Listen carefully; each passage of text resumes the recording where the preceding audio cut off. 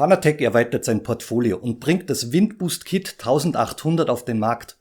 Was ihr von diesem bei mir seit einigen Monaten im Testlauf befindlichen Prototypen erwarten könnt, das erfahrt ihr in den nächsten Minuten. Legt die Füße hoch und willkommen hier in meinem YouTube-Kanal.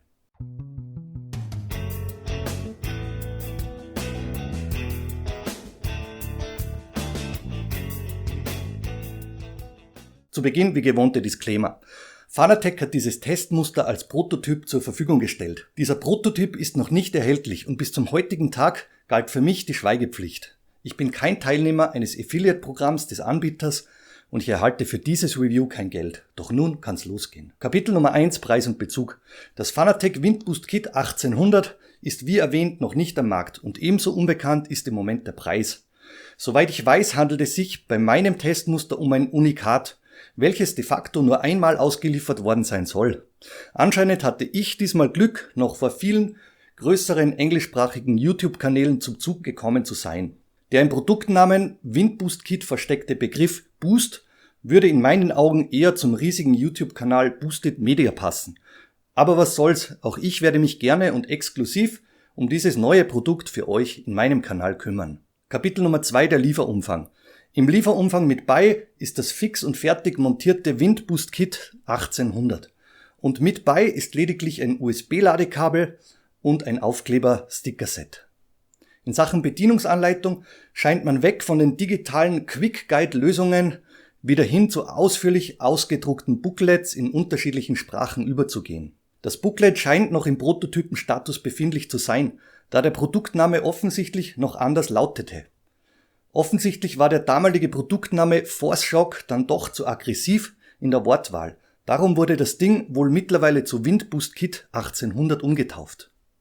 Auf alle Fälle gibt man sich in Sachen Übersetzung wieder Mühe und in diesem Fall möchte ich euch die Begrüßungszeilen nicht vorenthalten. Zu diesem Zweck hänge ich euch noch einen Screenshot mit rein, damit ihr dies besser sehen könnt.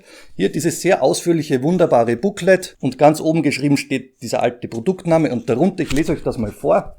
Sie haben das damals Fanatec Force Shock der Endor AG gewählt. Eine weise Entscheidung. Das Fanatec Force Shock bringt Leben in die Rennsimulationen in Ihrem Wohnzimmer. Das finde ich sehr gut. Zurück, back to the roots, zu den alten Formulierungen, die mir immer gut gefallen haben. Nächstes Kapitel, die Ausstattung. Im Sockel ist der Akku verbaut und frontseitig zeigen je 3 LEDs den Ladestatus, den Ausschalttimer sowie die Drehzahlgeschwindigkeit. Daneben ist der Button für den Timer und den Power-Button verbaut. Rechtsseitig ist die Ladebuchse verbaut und unterseitig ist eine Produktplakette angebracht. Weiter geht's mit der Kompatibilität. Das Windboost Kit 1800 kann überall eingesetzt bzw. hingestellt werden. Großes Komfortplus sind die an der Unterseite angebrachten Magneten. Somit kann das Windboost Kit fixiert oder sogar über Kopf an entsprechenden Materialien angebracht werden. Großer Minuspunkt in diesem Fall für Alu-Rigs, da Aluminium so gut wie nicht magnetisch ist. Machen wir weiter mit der Bedienung. Das sehen wir uns am besten live am Rig an. Viel Spaß damit. Kommen wir zur Montageposition Nummer 1. Das ist die klassische Version. Du setzt dieses Ding auf deiner Tastaturablage auf, hast unterseitig diesen Magneten, dieser haftet wunderbar. Und wenn du jetzt hier mit diesem VR-Helm unterwegs bist, dein Windboost Kit 1800 aktivierst, dann hast du immer eine schön gekühlte Birne unterm VR-Helm. Ich zeige euch noch mal kurz die Funktionen, wie das Ganze aussieht. Hier in der Nahaufnahme das Windboost Kit 1800, das kannst du spitzenmäßig verstellen. Du hast hier diese je 3 LEDs, den Timer-Button, den Power-Button. Mit diesem Power-Button schaltest du dieses Ding ein. Du siehst, ich mache mal hier etwas dunkler, du siehst an diesen 3 LEDs den Batteriestatus. 3 LEDs vollgeladen. Willst du, dass dieses Ding jetzt timermäßig läuft und sich dann von selbst abschaltet, drückst du hier auf den Timer auf 4 Stunden alle 3 LEDs. Nochmal drücken auf 2 Stunden, bis sich das Ding abschaltet oder nach 1 Stunde. Timer weg, Dauerbetrieb. Geschwindigkeit, Low, nochmal auf Power, zweite LED, mittlere Geschwindigkeit. Nochmal drücken auf High, hier hast du dann die 1800 Umdrehungen des 120 mm Lüfters, die maximale Stärke und nochmal gedrückt schaltet die Power dann aus. Jetzt hast du noch andere Montageoptionen, die zeige ich euch jetzt am besten hier nochmal live am Rig. Hier nochmal etwas Licht für euch aufgedreht. Wir machen das wie immer alles live und ungefiltert. Willst du dich eine Etage tiefer kühlen?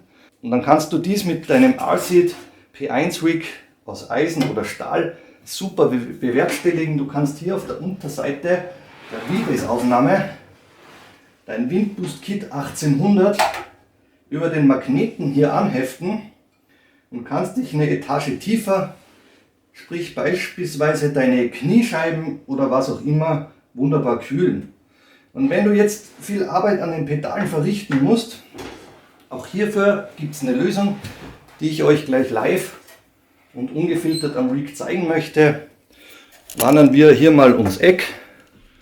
Du kannst wunderbar über das Alsid P1, das scheinbar wie für das Windboost Kit 1800 gemacht wurde, sämtliche Kühlpositionen einnehmen. Du schnappst dir dein Windboost Kit und klippst dieses hier direkt am Rig über die Pedale, über den Pedalen ein und kannst dir wunderbar mit diesem Magneten speziell ausgerichtet partiell deine Zehen, deine Sohlen oder was auch immer unter Kühlung nehmen.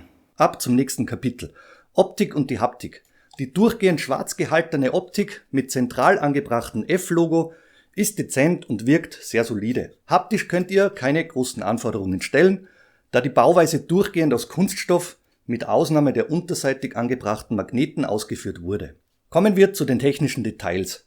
Das 150 x 150 mm große Gehäuse beherbergt einen 120 mm Lüfter im Durchmesser und inklusive Sockel ist das Ding 180 mm hoch.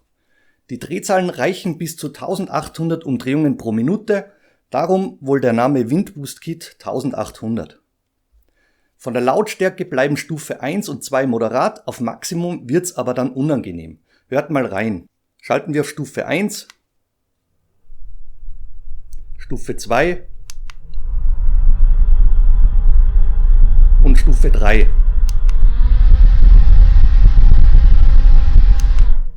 Im Innenleben des Sockels sind zwei 18650er Lithium-Ionen-Akkus verbaut mit 3,7 Volt und 4000 mAh.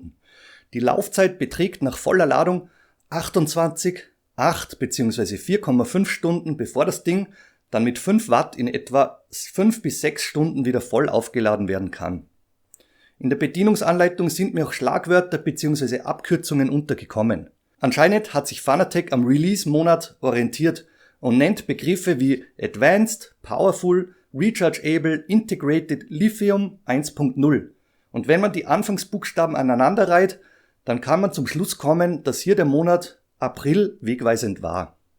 Bei diesen Schlagwörtern zucke ich ganz ehrlich immer zusammen und denke schmerzlich an mein Thrustmaster TGT2 Review zurück. Da musste ich mich für euer Review mit Marketing- und Hype-verseuchten Abkürzungen wie proprietäre Technologien TAEC, QTDCCC, TRTF, T-Lin, T40VE, TDFB, TFOC, TMCE und T-Turbo proprietäre Magnettechnologie HEART für Hard für eine nahezu unbegrenzte Lebensdauer und optimale Präzision auseinandersetzen. Und am Ende habe ich mir immer zu gedacht, WTF, was ausgesprochen nichts anderes heißt als What the Fun, sprich, was für ein Spaß. Machen wir weiter mit den Rennstreckentests und den Einsatzzwecken im Alltag. Auf der Rennstrecke kühlt das Windboost Kit 1800 verlässlich meinen Kopf, wenn ich den VR-Helm aufgesetzt habe. Dafür reicht Stufe 2 des Lüfters aus. Wenn ich dann mal heiße Sohlen bekomme, dann hänge ich das Ding über Kopf über die Pedale. Oder wenn mal eine Etage tiefer gekühlt werden soll, sprich zum Beispiel meine Kniescheiben, dann hänge ich das Windboost Kit unter die Wheelbase. Großer Pluspunkt ist die Mobilität und der Nutzen abseits von Simracing. Das Windboost Kit kühlt verlässlich meinen heißen Kaffee in der Ron Review Tasse herunter. Da ich heißen Kaffee schlichtweg hasse. Ebenso verrichtet es zuverlässig seinen Dienst, wenn ich meinen Kater ärgern will, denn dieser hasst alles, was mit Wind zu tun hat. Ebenso einen guten Job macht das Windboost Kit, wenn ich meine paar verbliebenen Haare am Kopf trockenlegen möchte. Auch das gelingt ohne Probleme.